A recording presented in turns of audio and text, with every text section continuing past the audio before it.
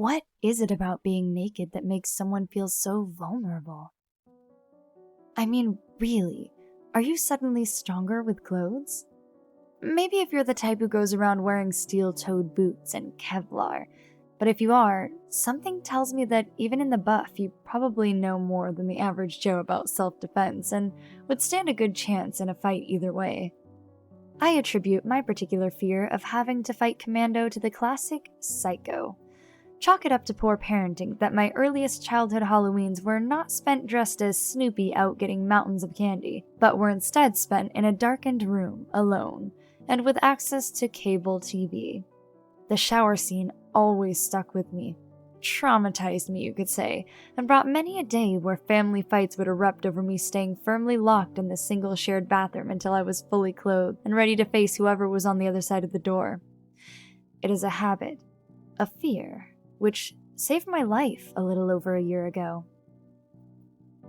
I live in a big city, and with it comes big city crimes.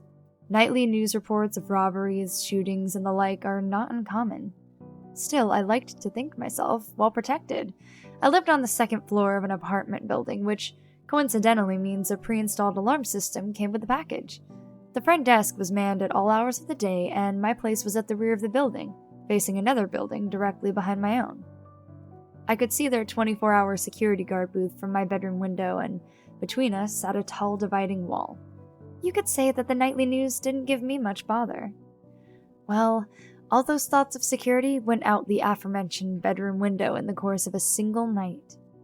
I normally take my showers in the morning, but this evening, I just felt like soaking under the hot water for relaxation more than for hygiene. I went through my pre-shower check. Front door locked, windows locked, sliding door locked, alarm up. I sauntered into the bathroom and firmly closed and locked the door behind me. I stood under the warm jet stream, eyes closed and hands upstretched toward the water, soaking in the calm, when I heard a rattle. I quickly opened my eyes and ripped back the shower curtain. The door was closed. The handle was still. It wouldn't have been the first time I imagined the scene. So I took a deep breath and slipped back into the water, trying to let it go and relax my now tense muscles. A few minutes passed.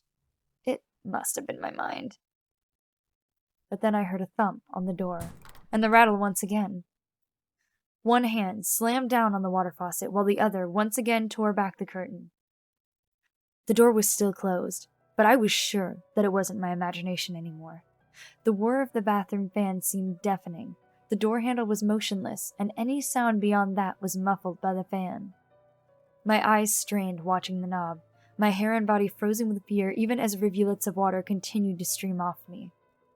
Suddenly, the handle started convulsing, and a loud thud rammed against the door. I screamed as I sprang out of the tub and shoved my body against the door. The figure on the other side rammed against the door again, and I felt the impact run through me.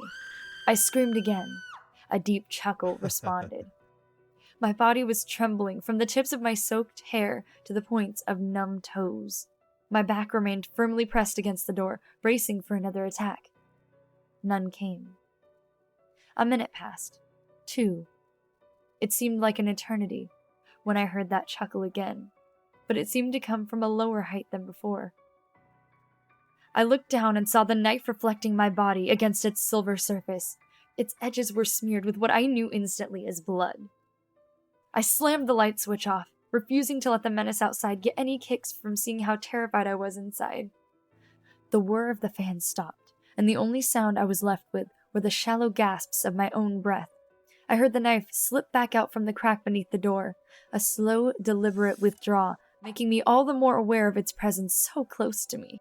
Come on out, my little shower princess. My breath caught in my throat, and I could feel my heart nearly bursting from my chest. The voice was low and deep, like his laugh, and deliberate. I didn't respond. Couldn't even begin to think.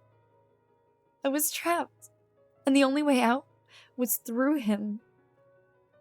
I started screaming at the top of my lungs, the terror and desperation more real than any of the horror flicks I'd ever watched. I hoped my neighbors were home. I hoped that because I sometimes heard their weekend parties, they would now hear my pleas for help. I screamed until the tears were running down my cheeks, mixing with the shower water and dripping from my chin to the floor below. Help! It was barely a whisper, but he heard it. Honey, ain't no one gonna help you now but me. He didn't try to ram the door again, and the handle remained motionless throughout the hours that I stood silently crying. I heard him moving through my apartment, heard a scratching on the other side of the door, but he didn't try to get in again. I stood like that in the dark, cold, wet, and naked, until the rays of daylight began to shine from underneath the bathroom door. I didn't know if he was still there, waiting, and so I just stayed where I was, waiting. It was 11 in the morning when I heard the shouts at my front door. I couldn't understand them, but I screamed in return. I heard my front door shatter and the quick thud of many boots rushing into my apartment. Ma'am? Ma'am? Where are you? I demanded that the officer push his ID underneath the door before I opened it. It didn't matter that I was naked. I fell into his arms, breaking down and sobbing all over again while someone else covered me with a blanket. I returned to my apartment only once since the incident to gather my personal belongings, some of which were missing. I knew I would never feel safe there again. I was right about it being blood. My captor killed not only the security guard from the building just behind mine, but also the young couple who lived next door to me.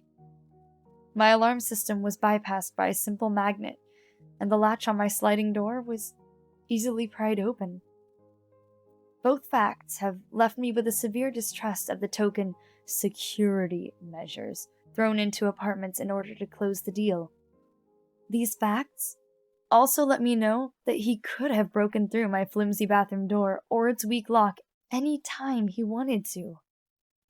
Perhaps he just preferred playing with me. Or maybe the message he left carved into my bathroom door has yet to come to pass. I'll see you soon, my shower princess.